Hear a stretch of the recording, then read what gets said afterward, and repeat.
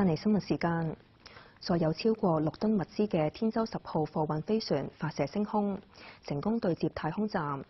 預計將會在軌停靠12個月，係歷來最長一次。何心妍報導。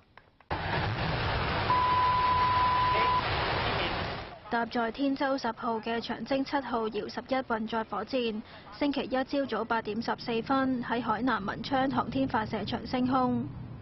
大約10分鐘之後，飛船同火箭分離，進入預定軌道，太陽帆板展開。我宣布，此次發射任務取得圓滿成功。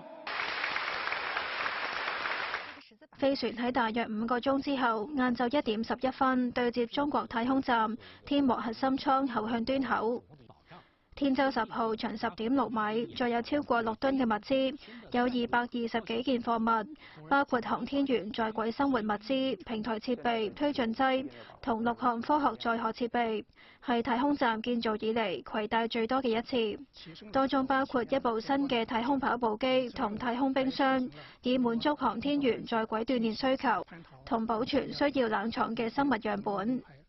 另外仲有一套新款艙外航天服，連同早前天舟9號運送嘅2套太空站嘅航天服，將會完成全面更新。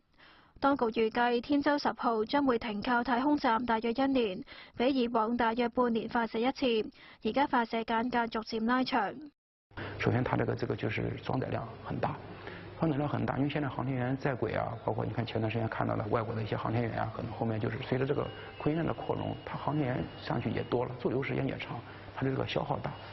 大，那必然會帶來運輸需求的提升。現在的天舟貨船是目前在役的貨運船裡面，它這個載貨比是最高的。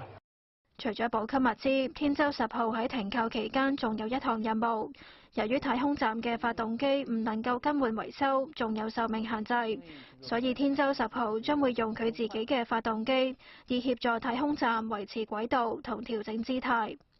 有線新聞何心妍報導。